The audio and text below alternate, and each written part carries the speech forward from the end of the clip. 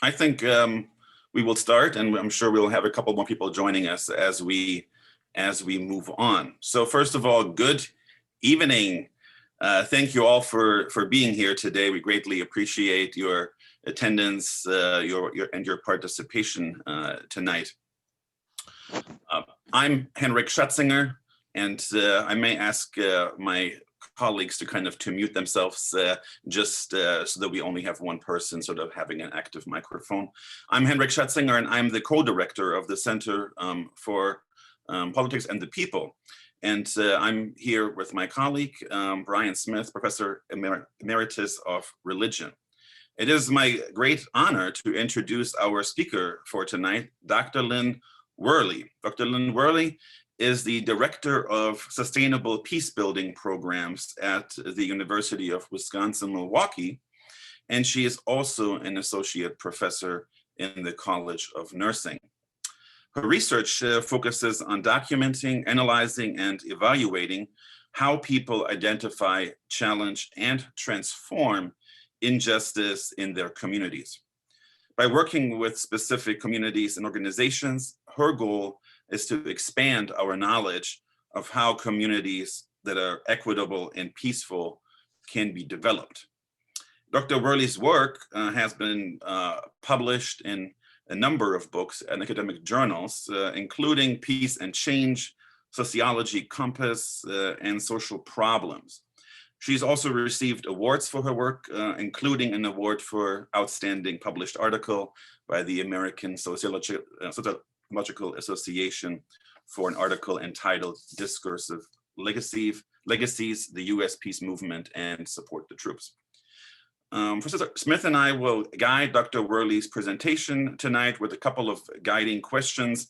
And after that, we will ask her a couple of questions that some of you submitted prior to this event tonight. And I want to thank all of you who already submitted a question or more. And we will then open it up for questions and ask you to use the Q&A function at the bottom of your screen to share your questions with us as moderators, and we will then share them with our speaker. So a big welcome and thank you to Dr. Worley for joining us tonight. Thank you. And now I think we can move on to the official part, and I would ask Dr. Worley to kind of make her opening remarks. Absolutely. Thank you so much for inviting me. I'm really excited to be here. And I hope that we have a really productive discussion tonight. I'm sure we will. The title of the talk, as advertised, is Why Peace is Possible, Exploring the Dimensions of Human Kindness in the Midst of Violence. And I should give just a quick backstory that the idea for this talk actually happened, I envisioned it before the arrival of coronavirus. Before the killing of a third Black man by a police officer in my community happened last year. So originally the talk was going to be last winter. And before a week of National Guard presence happened in my own community, and before January 6th, 2021 happened at the US Capitol. And despite all of those experiences over the last very complicated year, I still believe that it is a title that's very reasonable, is a talk that is possible, is a theme that is probable. So I hope more than ever, because of these experiences over the last year, that we'll be able to talk about why peace is possible. So, but to get there, first, I'm going to ask you to take a quick breathing journey with me. This is the way I like to start my classes, the way I like to start my talks. And I know it's a little unusual, but I hope that in the midst of all of your busy lives, this is something that is useful to you. So I'm going to start with a moment of mindfulness. I'm going to ask you either with your eyes opened or closed, it's up to you. I can't see you, so it's really your space, but I want you to think about noticing your breath and coming into a centering exercise, because tonight I want you to experience more than just hearing my words. I hope and I want you to feel this topic in a deeply reflective way. I don't know about you, but this last year has put me to the test. It's left me tired, it's left me challenged, and yet in many ways, it's also left me inspired for the possibilities. So it's also taught me to learn and to teach in new and unexpected ways. So either close your eyes or relax your gaze and begin to notice your breath. As you breathe in and out, what are the qualities of your breath? Is it how you want it to be? If not, what can you do to adjust your breath into what feels like a healthy way?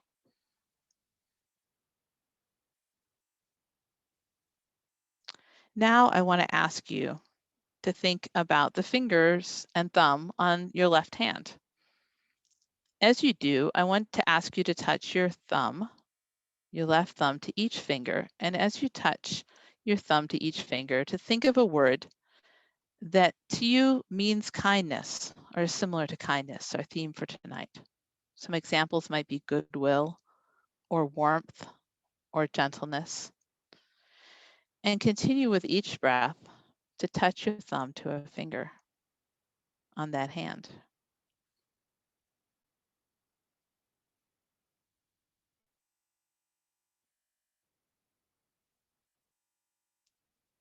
And now, as you continue to breathe, move your focus to your right hand and touch your thumb to each finger. And as you do, I want you to think of somebody that is to you an example of kindness. So as you breathe in and out and touch each finger, thinking of somebody to you who is an example of kindness.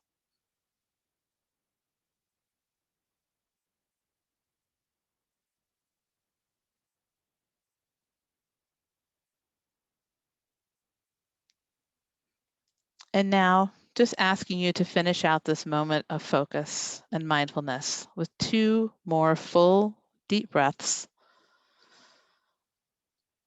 in your own way, at your own pace.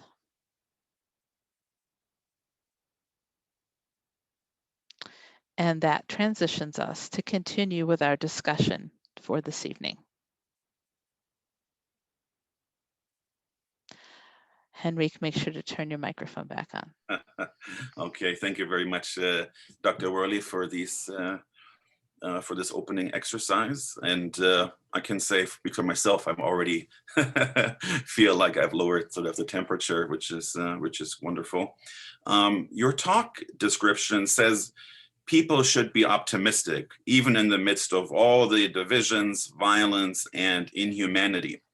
Why would you set such an expectation when times are quite hard? Great question. And I have a few different examples that I wanted to share tonight. I'm going to start we started with kind of a more personal, internal, reflective. Now I want to jump to the broad, to zoom out and think about the Sustainable Development Goals. So these are broad reaching, internationally recognized ideas about where we could be and what we could be doing. And they really, for the last couple of decades, as they've been revised over time, they started off as the Millennial Goals, and now the Sustainable Development Goals have been, I think, a good metric for trying to help us think through when we say peace or peace building or moving towards peace, leaving behind perhaps violence or inhumanity. I often turn to these Sustainable Development Goals as ways to try to explain what that might look like. So I think the idea that we have them and that they are becoming more and more common knowledge, and people turn to them and discuss them, and they seem to, whether you're talking about the local community to the global community, they seem to be fairly well agreed on. Maybe there are some additional ideas that people would add to them. So that's one thing that it gives me some hope, that idea that we could come up with a list at this time, over a dozen and less than 20, a list of ideas that we could all really pretty much engage and see as a representative of a place that we'd like to be, to provide a framework for sustainable peace and equitable social structures. So that would be one. A second example that I'd like to give about why I think in these times we could have expectations of hope and change um, is some work that's happening in my own community in Milwaukee, but then it's expanded actually well beyond Milwaukee now. But a little over a year ago, the declaration by Milwaukee County of racism as a public health issue, and how that concept has really taken hold, and people, there's now over 100 municipalities and counties across the United States that have also declared that and have made that part of their work. And so I think that, this last year, for all of the difficulties, has pushed a deepening of white recognition of racism.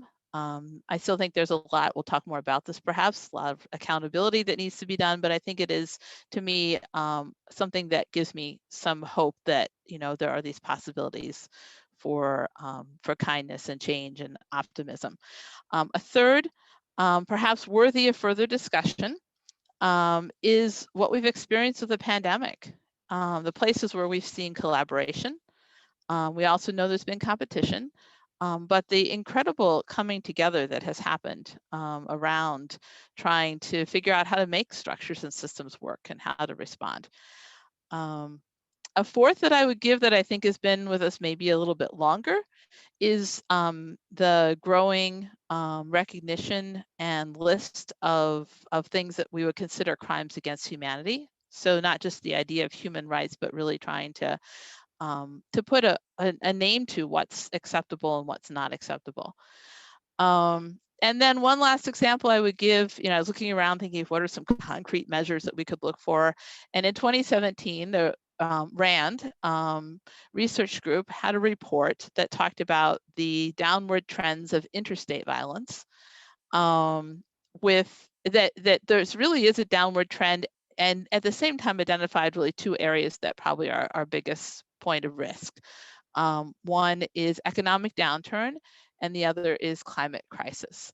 But I think my hope or my optimism in that is the idea that where we can collaborate to address, prevent, try to sidestep those threats are places that perhaps bring us closer together. I think maybe we could think of it as a positive factor for the global immune system, that perhaps we could achieve peace in the world if we can continue to strengthen those immunities that we get by working together. So those would just be some examples of what keeps me going and some of my points of optimism. Mhm. Well, Lynn, what about the barriers to peace? You've laid out some things that you see as positive, but even to accomplish those, there are serious obstacles. What do you see to be the major barriers to peace building and sustainable development today? Right. So it's always good to be optimistic. It's also great to be realistic. So I thought of a few examples that I'm working on, but I also I hear other people talk about. One that's really a big part of my work and my teaching and discussion that happens a lot with my students is the role of colonialism and its legacy. And by that, I mean political and military structures, um, institutional structures that protect power. And probably one of the most sort of layman's term of saying it is when people say, well, we do it that way because that's how we've always done it. That I see as a really challenging threat. It's that creativity and getting out of the box. Colonialism has, I think, a framework that can be applied to so many different problems that we have because it's about resources. So much of what I named as optimistic ways of looking at the world had to do with ways of sharing and thinking about and expanding resources. So one would be that that legacy that we live with. A second that is a really important area or threat or barrier to peace, I think, is fear. Fear that that people are somehow going to hurt us, or fear that change will mean that if we have power now, we might have less power after change. And so one of the parts of that, I think, is, figuring out how to engage each other with humility, with, rather than the sort of, for us in the United States, our American exceptionalism of, we go because we have this background and so this is how we do it, moving towards, there's some risks here, but I'm going to step back and see what change brings. A third barrier, I would say, to peace today is incivility. And I'm not the first one to say that. There's a lot of discussion about incivility. I didn't really look up the metrics to see if we're less civil than we used to be. I tend to think that it just might be that we are, because of some of the risks in the world, because of our greater need for each other in order to address climate, health risks, things like pandemics, that it makes us more aware of how unkindness makes us weaker rather than stronger. So that question of incivility. A fourth one I would put on the list of barriers would be exclusionary practices. This is not completely disconnected from colonialism, but I think that, that idea of keeping people out of the in-group versus the out-group is a challenge that we face. And I'll put myself in this. I'm more comfortable with people who I've gotten to know. I'm got wariness of strangers, of people who are different from me, and I have to really work hard not to just kind of build my community to be the kind of community that looks like me or thinks like me, but rather to try to break down those barriers. And my last one was kind of a interesting one, and I'm not sure quite why I wrote this down, but a major barrier to me is, why do we think that change is so hard? Even if it makes sense, we still tend to resist change. And I think that's something that we could actually really try to understand a little bit better. And so those are some of the barriers that I see out there. All right. Yeah, very interesting. And I hope we can maybe untangle a little bit more of this in the Q&A, especially when it comes to like incivility and the difficulty of making change happen, and maybe sort of the issues, some of this with human nature and those things. Now, when I looked at your work more closely, I noticed that much of it focuses or relates to gender and race. And so I was wondering if you could kind of explain and elaborate a little bit on and how race and gender are connected to peace building. Absolutely. So gender and race are both systems or structures that tend to support hierarchies, which make spaces for colonialism or ownership or power over or exclusionary practices. So as my peace building work has evolved over the years, it is I've needed to find some tangible places that I felt I could take action. And so working on getting deeper understanding, helping people get a deeper understanding, for example, of how systems around race or systems around gender shape our society, shape our lives, has been a lot of my work. Even when you mentioned an article that I had gotten an award for with some colleagues, even when we were doing that work around peace movements, a big part of my contribution to that work was to really dig into how are these peace movement organizations are they being inclusive or exclusive, and how is that impacting their work in terms of peace building? So let's think of both of these as sort of like systems that seem normal to us. So I work for a college of nursing, but my training is in social science and sociology. So I tend to go to thinking about, how do societies create norms? How do systems get put into place? And then, as I mentioned before, one of those threats, we just don't know how to change them, or it feels uncomfortable to change, or change just feels really hard. And it's hard to speak up and try to shift those systems. So my practice and work over time has really gone towards institutional change. And I want to talk a little bit about some of the work that I've specifically done in the city where I live to address some of those issues of institutional change. Actually, the picture behind me, my photo, it's a park that's right down the street from me. And when I was moved into the city, when I bought the house that I'm in, that was actually a landfill with a big fence around it. And every day trucks would drive in and they dump dirt and concrete and things like that. And I started to get to know some neighbors, and they're like, well, we really need to change that. And the biggest thing I noticed about my neighborhood is that I'm on a border. So I'm in a suburb of Milwaukee, but half a block from it. And when I would meet people, they'd want to know, do you live in Milwaukee? Do you live in Wauwatosa? And it was odd to me. I was like, so what? Why is this so important? And so when I got involved in the park and creating it, my motivation for putting almost 10 years of work into that transition of the brownfield into this park was, how do we get rid of those categories and those barriers? So why are we drawing a line between these two communities? Why do we need to know those identities in order to greet someone on the street? And so, that was, I started to sort of think about, how do structures like that, like my identity, the location I'm from, begin to make barriers in my ability to build change and to make peace? So that would be, that opened up my work then. I was like, oh, what else can I do in my city? And I want to just then talk about the work I've done the last couple of years, really since 2016, where I've deeply engaged the city that I'm in after there've been a couple of very difficult incidences around race and policing. I started to learn a lot more about how race formed or shaped the communities that I live on the borders of, the one I'm in and the one that Milwaukee that's next to me, and the impact of hypersegregation.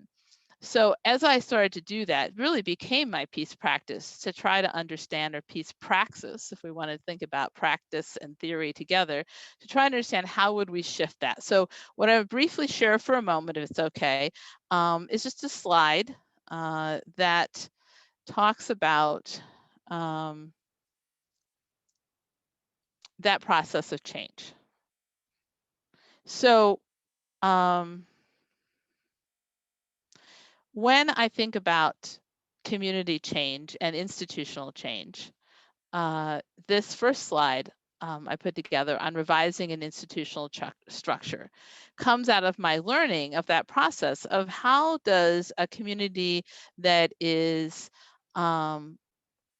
almost 88% white, that shares a border with a community that is more than 60% Black, how does that, what kind of conflict comes from that? And then how does that suburban white community begin to shift itself and make change?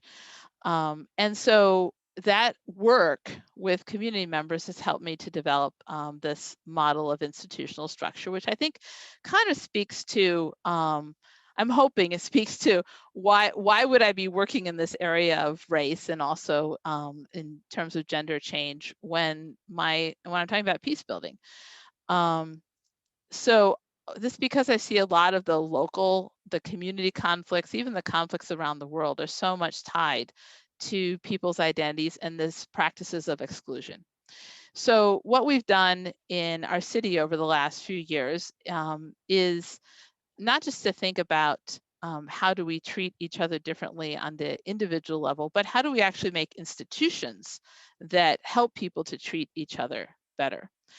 So this institutional structural change is, to me, really, in a way, the heart of the kind of peace building work that I think needs to happen, no matter, I mean, there's whole different kinds of different topics you can do in peace building, but I think it's those institutional structures that when people talk about, whether it's the sustainable development goals or addressing, militarization around the world, it all really comes back to what's your model? How are you going to change those habits, those structures that are embedded in our society? So just a brief example is to think about if we wanted to, in our community, which we did, we wanted to revise an institutional structure. And that's been the structure in our city. that has privileged over the last many decades our suburb in such a way that we've become predominantly white, and or always, actually almost always been since the creation of the actual city. There were systematic structures that did that. One in particular was exclusionary housing practices, right? So those exclusionary housing practices, the rules around that were made illegal and they went away, and yet the city didn't really change in its racial composition. So by 2016, there were a good, strong number of people in the city who wanted to see that change. So it became what we would call step number one, a community concern. Then there was an event where a police officer shot a young Black man in a park in the city. And let me say that it's a complicated event because the police officer was Black. So it wasn't sort of like these, one of these one-off immediate, oh, that's, white versus Black. And yet the community felt that the whiteness was definitely a part of the story.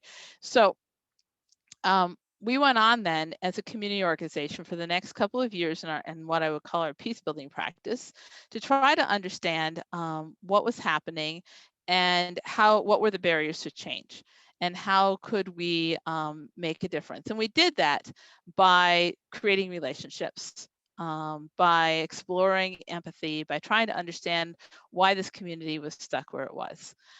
We looked at peer models. We looked at the history and the habits that were structuring our city. We went from there to, on the slide, step number 3, where we began to build a campaign.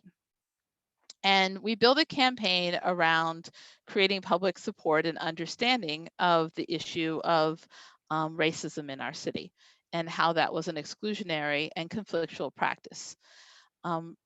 We needed to, in order to that, identify how and where people who wanted to see change might find support and what kinds of alternatives needed to be put into place. And eventually, sort of this is the general, we created these alternative structures. What we did in our city is we created an Equity and Inclusion Commission. Our community organization worked really hard to develop that model, to convince the city leaders that it was needed, and then to put into place. And having that structural change, that creation of a space, a place, a group of people who really pay attention on a regular basis to how racial structures organize our lives in the city has meant that we can now have these really great dialogues and conversations. It's still really hard. I'm not going to sugarcoat this, but it is a process of change. So I just want to go to one other slide to try to give you a little context on this as a form of peace building. And what I want to put out there is I know a lot of people talk about race and they talk about addressing the individual and the implicit bias. In peace building work, I think one of the most important aspects of peace building is that we are all the time looking at a system and at the individual at the same time. We're zooming out, we're zooming in. And in the case of race and racism, which is definitely a big concern in our society right now, that means that we need to interconnect the structural pieces with the interpersonal pieces. And I really like this particular model, which comes from the National Equity Project, because it gives that sense of the connection of the structural to the interpersonal. So I hope that gives you some ideas about how I've integrated racism and anti-racism in my peace building work. I would say, just given the time, I'm not going to give as complicated an answer on the idea of gender, but I will say that I think the work of gender and understanding it in peace building work is really the process of recognizing that we've got a sense of what is normal, right? And that tends to be male and female. But in peace building work, being able to zoom out and really listen to the voices. And so part of that for me over the last several years has been understanding that that would seem to me to be a structure that could be analyzed, like women and peace, is much more complex than that. People who are non-binary, people who are gender fluid, people who are transgender in their identities are also marginalized when it comes to thinking about maybe a peace agreement, right? We've learned that women could add so much to the discussion about peace building. That's where my work was probably about 10 years ago. But now that's become even more of an investigation into how, just even talking about male and female doesn't really make sense of all of the ways in which gender shapes the conflict. So a couple of examples. Thank you. Well, thank you. We want to get to the questions from the attendees. So, but you have a couple of more that we'd like to ask, if you could answer briefly. Sure. You've talked in your work about resilient communities and restorative justice. But a few minutes ago, when you outlined the obstacles to peace, you talked about incivility. And our society is so divided today, politically, racially, economically, gender-wise. How do you go about building those restorative communities when people don't even want to talk to each other in their same families anymore? So what do you do to build community when it's fractured? I think the example I tried to give of the process of creating institutional change, a key piece of that is the relationship building. And to me, restorative justice is that process of taking into account that there's a connection between obligation and responsibility. And that when a community or when a family or when a friendship or any other layer of relationship is fractured, that the process of working through that is reclaiming that idea of trust. And it also requires, I mentioned earlier, a whole lot of humility on the part of the people who are part of that situation. And I won't minimize it. It's not easy. But I also think that because I teach the idea that conflict is constructive, there's something we always get from that experience. Even if it's very painful. I'm not advocating that people should be hurt or harmed or traumatized on purpose. But I do think if we are going to move forward, that whole idea of not just justice, but restorative justice that takes into account how obligation connects to responsibility is a really important one. And just, maybe as a last question before we go on to the, attendees' questions, I'm just curious as to what are some of the sort of key actions that you see in having us move forward in 2021. And can you tell us a little bit more about the kind of peace building work you were doing this year? Sure, absolutely. I'm continuing my work with trying to understand how things like segregation or hypersegregation pull communities apart, so that we can understand what the obligations are, the responsibilities are for making the change. I still keep going back to my most favorite Martin Luther King essay. It's one of his less known sermons on loving your enemies. I think that it's one I love to have my students read and try to make sense of. Just the title itself is always, and you could spend an hour just trying to figure out how could I love my enemy. But his working through the idea that in fact love doesn't mean that you agree.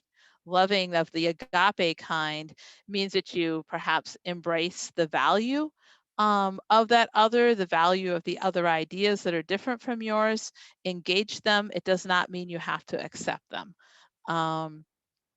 And I would also say, I've mentioned a couple times the importance of humility.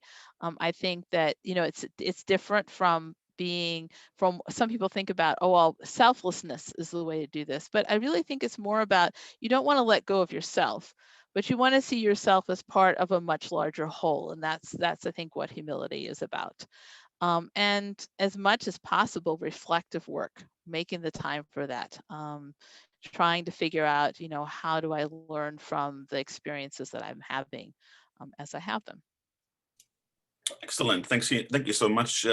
We will now move on to questions from our participants here. And again, thank you very much for asking questions. Now that you have heard some of these opening remarks, feel free to use the Q&A or even the chat function if you wish to ask more questions. We're definitely looking forward to more of your thoughts and questions. The first question will come from Maria Turner, and I want to thank her for reaching out to us from the Fond du Lac Area's Women's Fund. And it's a wonderful organization, and we really hope to work with them in the future on more events like this. But I know that my colleague Brian will ask the actual question. Yeah, Maria wants to know, what are your suggestions for nonprofit organizations dedicated to gender equity and advocacy work for women and girls to build unity and avoid the perceptions of partisanship? It's a great question. And I think about when I hear it, I think about the work in many conflict zones that women's organizations have done. And I'm always struck by, I had the opportunity to take students several times to Northern Ireland and meet with women who were part of trying to construct and create a peace process. Not just, they were a big part of creating the treaty, but what really struck me about their work was the way in which they did reach out to each other across what were at that time partisan lines in Northern Ireland. And I think, maybe there's something we in the United States, I'm sure there's something that we could learn from this.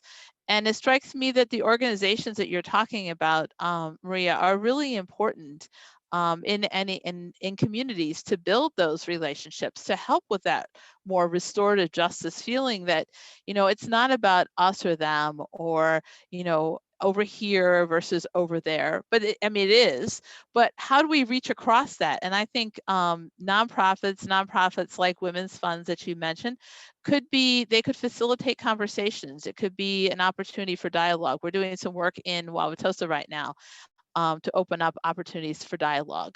And I do think that it's part of the process of making change. So absolutely cross-community connection building, very, very important work in transforming in a community and also growing understanding. And next we have a couple of attendees who are interested in the role of the US military. And one question here from Jerry Davidson is asking, he's making the statement that why peace is unlikely is because war is good business. And he says, how can the US be weaned from war and hopefully to a Green New Deal when Congress is enthralled to the bribery of the defense industry? Another individual here, Frank Gold, an alum from 63 here. The United States has hundreds of military bases around the world. Has this helped or hindered peace efforts around the world? Do you have any thoughts on one or both of these questions? Sure. I think that part of what we're hopefully realizing as we go through this challenging time of the pandemic is not that we should isolate, but that we should recognize that how we walk and how we show up in the world is really important. So if we think about the military bases, the basic research on it is that where the military bases are is actually increases resistance. They are a focal point. They are often problematic. Yes, they are employers sometimes for the local community, but in general, there's still that I mentioned earlier this evening about the colonialism and the idea of the other coming in. My sense in looking at not my own research, but other people's research on the impact of military bases is that there's not a lot of positives when it comes to the local community feeling more positive about it. Obviously, if you get into like constructive work around disasters or responses, but over and over again, what people who specialize in this area, and that's it's not so much my work, the international piece, but over and over what I see as I read is that communities are perhaps interested in mutual aid and mutuality, and donor conferences and resources and help, but not necessarily the direction that comes when you bring a military force in and you try to protect a certain kind of policy or certain kind of government. So I mean, I don't think the research supports that military bases create a more peaceful, if you want to think in the sustainable development goal type of peace. As far as within our own country, I mean, I think the structural issue that's been identified again by many analysts of war and peace and economics, the structural issue is that our military-industrial complex, and that's, I mean, the term itself kind of gives that away, has become so integrated into our society that I think the research has been done that almost every political district across the United States gets money from the defense industry, and that makes it very challenging to think of what else. Now, you know, I would say, I remember when I was an undergraduate studying peace studies, you know, conversion economics was really a big discussion, and I think that could be something that we could bring back. There's some aspects of the Green Deal was mentioned. There's some aspects of thinking about other ways we could spend some of those resources. I think that's what the Green Deal is trying to get at. Whatever it is that we would transition to, I think bringing back that that ability of peace builders and peace analysts to think in economic terms would be very valuable, and certainly could take our field in important and exciting new ways. Some of our attendees are beginning to put questions in the Q&A. Lynn, I'd like to bring one up. One person says, does the prominence of race and gender in academic circles and popular discourse sometimes make class issues more difficult to recognize and address? And this person says, I'm thinking of the importance of intersectionality and also recent events at Smith College. Okay. Do you want to comment on that? Sure. Not an expert on probably not going to comment on Smith College. I'd want to leave that to people who perhaps are more local and experiencing that. But I do think the term intersectionality is important. It's something that has been part of my work.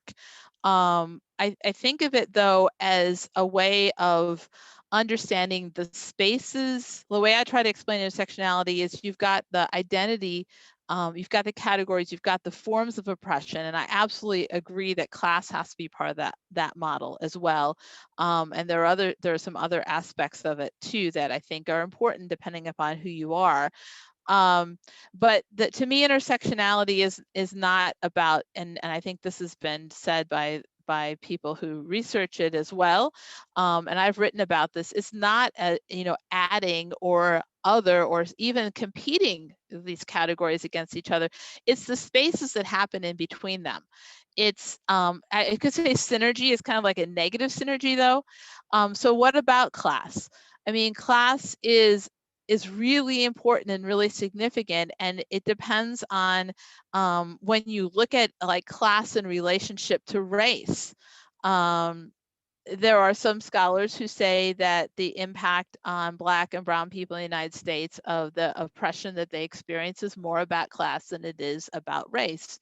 And there are other scholars who say, well, it's more about race than it is about class. And I think that the problem of creating one singular answer or model around that is it depends on the community and the history of the community. A community that has a strong middle class of Black and Brown people may be able to identify, you know, factors in which, you know, maybe that that race rises to the surface. So I guess it's not, to me, it's never an either or. When I think about the work I'm doing in my community, there's no doubt that the economic privilege goes along with the racial privilege. At the same time, one could be in my city and be white, but be poor, and will experience some challenges, but not others. So I know that makes it really clear, but absolutely, it's very hard. So you talk about a model to say, well, now we're going to talk about race. Now we're going to talk about gender. Now we're going to talk about class. The reality in the colonial model is that all of those forms of oppression are interconnected with each other, and that you can't really understand privilege without looking at all of them. So, I would love to have more dialogue on that. And I think that part of my work has been to try to think about peace building within the models of intersectionality. And I think there's a lot more to be done. So I would encourage the person who asked that question to continue to explore that and think about how does using something like intersectionality perhaps push our thinking a little bit further in terms of social change and community engagement. Henrik, we have an alumna from 1989, Catherine Schultz, who has a good question. You want to read it? I wanted to ask one other question before we go there, and that question is asking about what should Ripon College do to kind of achieve or at least work towards peace building. Obviously, you don't work at Ripon College, but maybe you can speak a little bit more broadly about the role of like colleges and universities and what you have seen is working and what's the room for improvement. Yeah, and I should sort of preface that with a little bit of a bias, saying that I did as an undergraduate major in peace studies. So I've been very committed to the field for quite a long time, and I see the value in it. What should Ripon College do? I think there's a number of goals. If we could take apart my talk and think about kindness, what are the possibilities there? Well, I think that a big step in that direction. Actually, I think that some of this work has been done. I've seen some of because I have colleagues through the Wisconsin Institute of Peace and Conflict Studies who are at Ripon, and because we've had a conference there. In fact, I think one of the first WIPCS conferences I ever went to when I moved to Wisconsin was at Ripon. I know that the work has been happening there, and so I think it's about figuring out, how do we create that that dialogue that takes whoever we are, where we're at in our community, to the next step. So I don't know present day Ripon really, really well in terms of what are the things that you are, wanting to change there. But I think that the idea of the model is that it's easy to get stuck in this is how things are and this is how we've always done them. So I would say that would be a first, a question you could ask yourselves. What are the places on campus where you're saying, well, we always have done it that way, so we'll keep it that way? And when we say that, what does that tell us about ourselves? Actually, the center that you have that is sponsoring this talk tonight, I think is a great forum for bringing people together to talk about, issues from a multitude of perspectives. So it seems like good things are going on at Ripon. And I think that probably people at Ripon are the ones who need to make some of those decisions about next steps. But look for those spaces where you're saying, well, we do it that way because that's how we've always done it. Thank you. All right. Now for Catherine Schultz, a class of 89, has this to ask of you, Lynn. She says, in my experience, the biggest challenge to building peace is political will. It takes willing partners to build peace. I'd appreciate your thoughts on how to build that political will, whether at the family, neighborhood level or at the national, international level. Incidentally, Catherine worked for years in the US State Department in arms control and was working with Southeast Asia or South Asia. And as a diplomat, tried to work on the reduction of nuclear weapons. So this woman has had a lot of experience in trying to build political will. So in your experience, how do you build that political will? That's where my thinking, when I was thinking about the model of strategic peace building, strategic change, is that the concept of political will, it probably doesn't come to me immediately to want to change. I mean, if things are going well for me, I don't have much will to change. If I'm the person who's kind of an outsider, I may not have the political power to change, right? So I think it's a process of getting political institutions and people who are part of them to think about, what else could there be, and would it be better than what we have? And I'll take the example of trying to get an equity and inclusion commission in the city of Wauwatosa. It wasn't something that the city had. It had some other commissions like on aging and youth. But we had to, as an organization, we had to spend almost 2.5 years building that political will to say, wow, this is something that we need. And it was a combination of pointing out what others were doing and saying, we're not being that radical. We're joining work that's happening in other communities. So wouldn't we like to catch up with other communities? And then it was also a process of thinking about, really listening, deep listening of, we'd like to see this change. What would convince you to be part of this? What kind of change could you be comfortable with? What would convince you that this is necessary? And then finding some of that, data. We used a lot of data. We used a lot of stories. So I think political will, people resist change when it seems like it's something that is going to be a really big change that may create risk. And so I think that, in fact, the term that Catherine used about building peace, that it's something that you work on its journey, and it's iterative. It's not like I have this model and now you need to take my model and put it into place. It's more about let's think about what concerns us, as all of us, around this, and whether that's within our family or in our neighborhood. I can tell you, when we worked on building this park, there was a lot of resistance to that pond that's behind you. A lot of people who were part of the original plan said, I don't want a pond in there.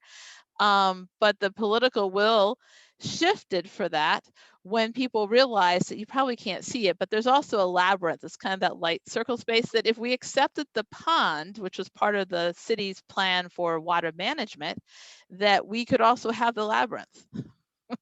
So, that was just a small little example, but I do think it's really, political will is something that you grow, not something that you force. And if you grow it through listening, deep listening, firm pressure for change, that it sometimes takes longer than you want it to, but if you can get people strategically thinking about how change can perhaps benefit not just themselves, but their community as a whole, that's when we start to see that change to happen. Just to follow up, that would you say that self-interest is the big motivator for people to change politically? In other words, you have to be able to Yeah, convince them that it's not going to hurt them, it's actually going to benefit them, and show them dramatically how that will happen, and then you can begin to bring them along. Yeah, I think as part of it, sometimes it's helping people to get in touch with the idea that their self-interest might need to be redefined as well, if that makes sense. That what they define as their self-interest might be a little bit too narrow or too small. And that if they could back up and see that their self-interest is related to the self-interests of other people in their community, that that they might change for that reason, for the larger picture.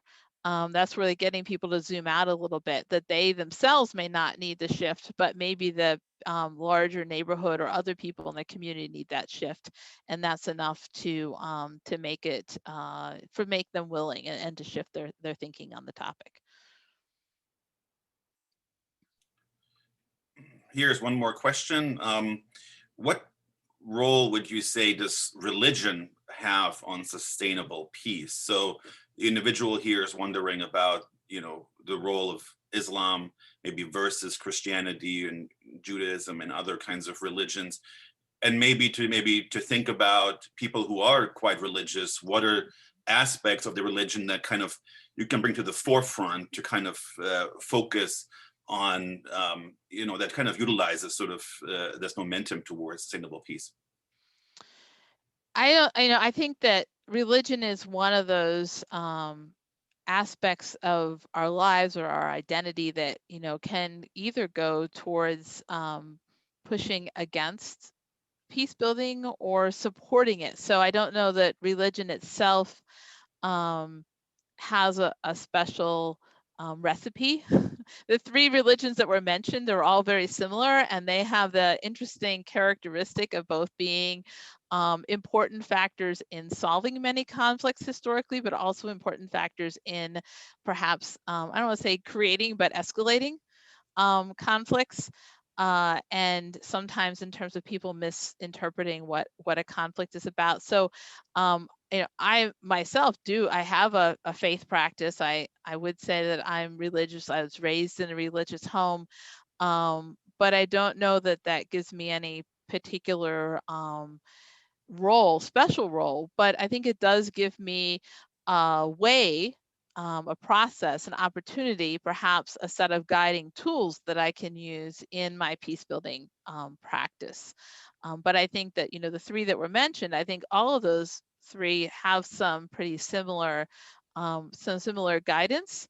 And they also have been involved in catalytic moments that have also caused a lot of conflict. So what religion can do for communities that are in the midst of conflict is, it can escalate, but it can also be a process or a tool by which people who want to lead communities toward peace can say, let's go back to our faith and what is it that we have? What is it that it teaches us? What do we hold dear? And instead of seeing the differences between us based on our religion, we could try to construct some common ideas that might run through different religions about the value of the people, regardless of where they come from. So I don't know if that makes sense, but I don't know that religion gives us a special leg up to being peace builders, but I think it's definitely it creates some moral constructs that we can use in our peace building work if that is what makes sense to us and to our own communities. Yeah, thank you. I think we have really you have answered really many of the questions that have come in here. In some way, I'm looking at one more question here that was pre-submitted from George and Louise to alumni from 74 and 75. They kind of asked a question that maybe leads us, you have answered the question in some shape or form already, but we often kind of ask sort of, what are some parting thoughts that you want to have us take away from this event tonight? And we're kind of at the 1 hour mark. So Yep. Here the question is sort of promoting peace requires valuing and considering both oneself and others. As such, peace is central to every situation throughout our lives. What do you believe are the best methods for promoting and sustaining peace? So maybe that, can maybe open it up to sort of some, if you will, sort of final remarks. Sure.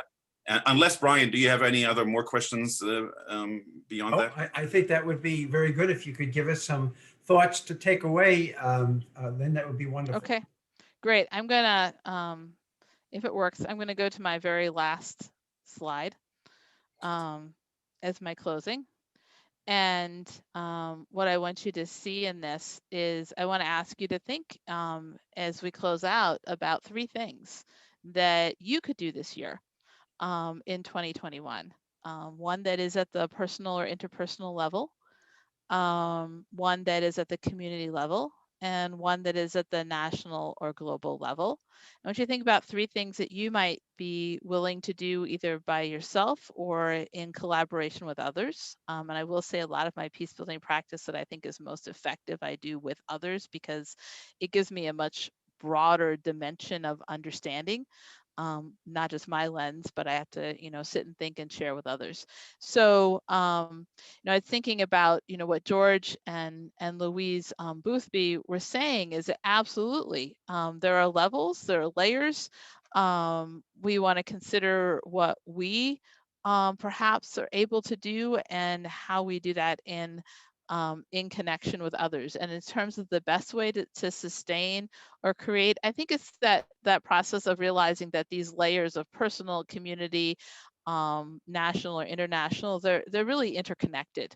And the process of building peace, the process of connecting with others, which I think, peace building, it's about connection, it's about respect, it's about really taking the time in a genuine way to connect to the fact that we live in systems, and we as individuals, we're not here. In fact, what really drives us is the desire to belong. So let's try to achieve that desire to belong by connecting to people in nonviolent ways that seek perhaps communities that are respectful and resilient with each other. So I guess I don't really want to tell you what to do or even how to do it, but I want to challenge you to think about 2021 as a year that that each of you will do something on each of these levels: the personal, interpersonal, the community level, the national or global. And it doesn't have to be something big, but I just encourage you to think what that might be. Well, yeah, wonderful. I really want to thank you, Dr. Worley, for joining us tonight. I want to thank and for planting some really good seeds in our head and really giving some excellent insights. We really received wonderful questions from our participants prior to the event, which is really great to see this kind of interaction and sort of willingness to kind of participate in these events. Tonight we received really good questions, so let's just keep doing what we are doing here at the center. And also thank you to my colleague Brian for being involved in this. He did receive an award tonight from the Center for Diversity and Inclusion, the MLK Award, so congratulations to him. I think it's a wonderful recognition of all of his work that he's been doing for many years here at the college. And we welcome you back on March 17th. In this case, we will have an event at 6:30 p.m. Central Time. We will have an event that's organized by our Student Advisory Board. And it will be a panel discussion, and we will look at the role of journalism and the military. We'll have several reporters from Washington, D.C. Joining us, and also emphasizing the Capitol riots on January 6th. So I really want to thank everybody tonight, and go in peace, right? You guys have a good night, and see you soon. Thank you for this opportunity. It's been an Thank you so engaging much. conversation. Yeah, Peace thank be you with very you. much.